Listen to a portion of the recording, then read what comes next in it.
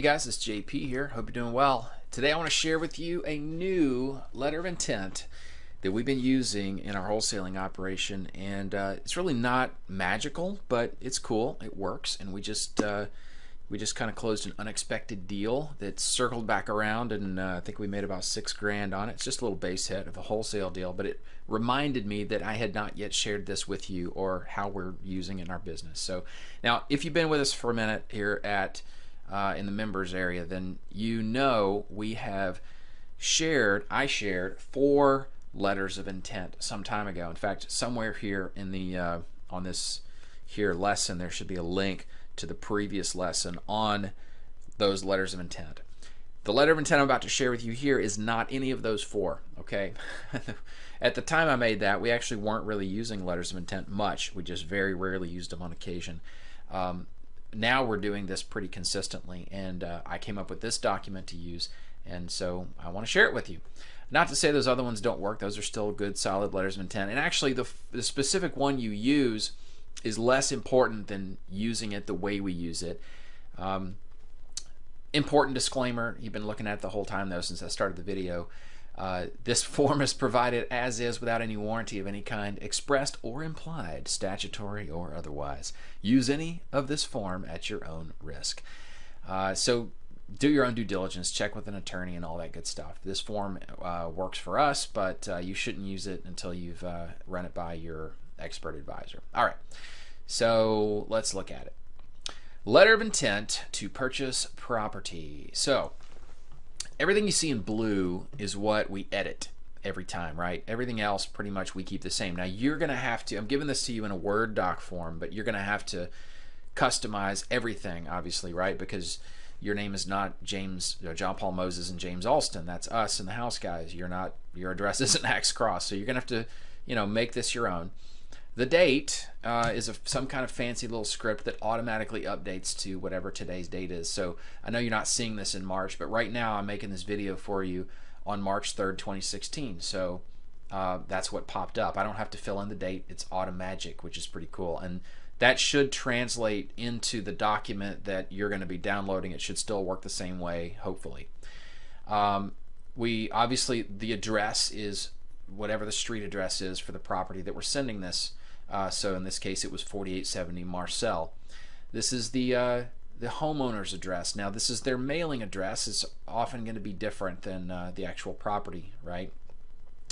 Hi, Mr. Wigington. I'll just read through this. And by the way, I'll tell you in a minute how we're using this, but let me just read through the document itself. Thanks so much for chatting with us recently about your property. It was nice meeting you. As we discussed, I'm sending you this letter of intent to summarize our cash offer to purchase your property. We've learned that you just never know when life's circumstances may change, and you should always know all your options. So we want to make sure you have our offer in hand. Based on our initial research and conversation with you, : Now let me stop before I go any further. You may have picked up on this, but the tone of this is basically us submitting something in writing to a seller who we have not currently been able to come to terms with.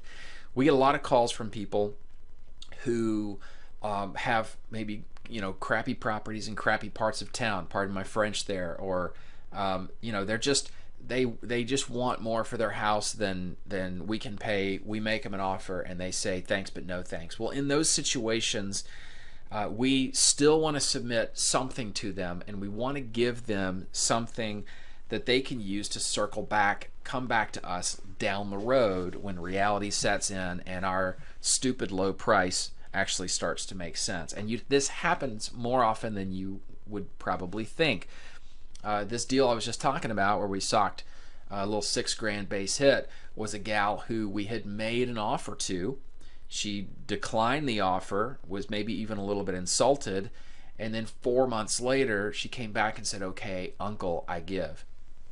So we have this, we actually use this in Click-to-Mail. We upload this into our Click-to-Mail account, and we have our assistant, Carol, anytime after having a conversation with the seller, anytime we know we haven't come to terms and we want to have her send off one of these letters, we just mark it in Podio.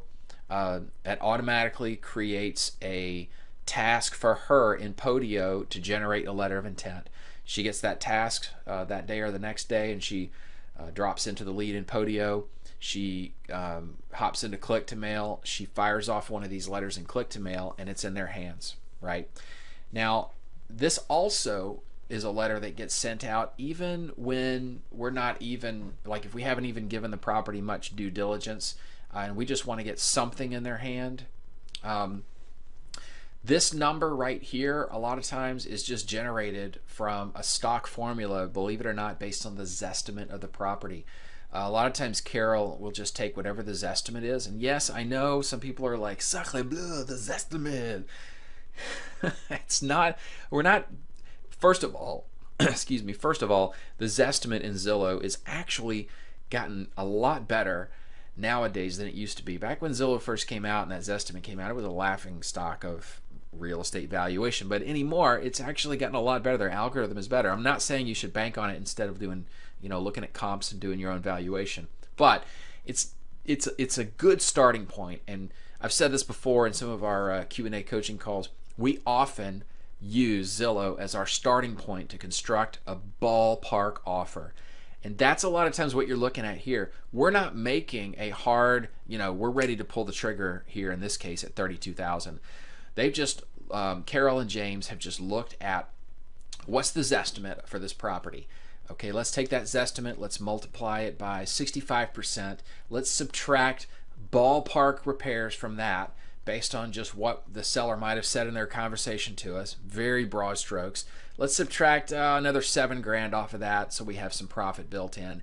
And then let's toss that into this letter of intent and say we're interested in buying your property for this much. This is, excuse me, this is not a contract, okay? This is simply a starting point. We're interested in buying your property for $32,000 cash. We will buy as is. So if repairs or fixing up is needed, it's no problem. We can handle making any and all repairs when you sell to us so that you won't be inconvenienced in the least. Close within 30 days or faster if needed, whatever works for you really. We will pay you all cash and cover all closing costs, so no fees, costs, or commissions to you whatsoever.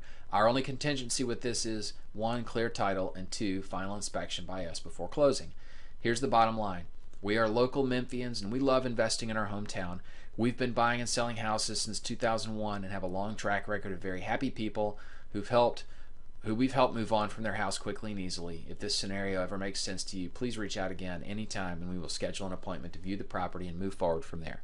And we basically took our signatures, me and James, we took an image, we scanned it, we signed a piece of paper, scanned that image, and then created a nice quality resolution graphic. You can just see it's just a graphic in Microsoft Word. We created a transparent PNG for those of you who are playing along at home in the graphic design. If you don't know what that means, that's fine. But it looks like we actually signed the document. Now, in click-to-mail, when it's published, it doesn't look as good as this, but it just doesn't matter, really. So what we're going for here, by the way, the vibe of this, what I want you to notice is there is not a single exclamation point on this letter. I do not want this to feel hypey, like I'm trying to sell them on something. What I want this to feel like is I'm being kind.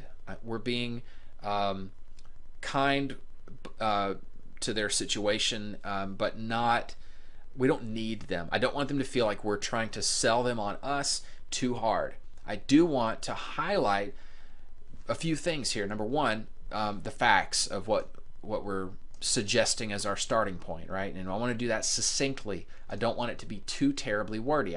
Even looking at this document, I want you to be able to see it's just one side of one piece of paper and it's easy to scan. The things that are bold in it are bold because people tend to scan things first before they read them. We've been trained by the internet to do that. So when you scan this, you're going to see, okay, this line about interested in buying for cash, as is, 30 days, all cash, all closing costs.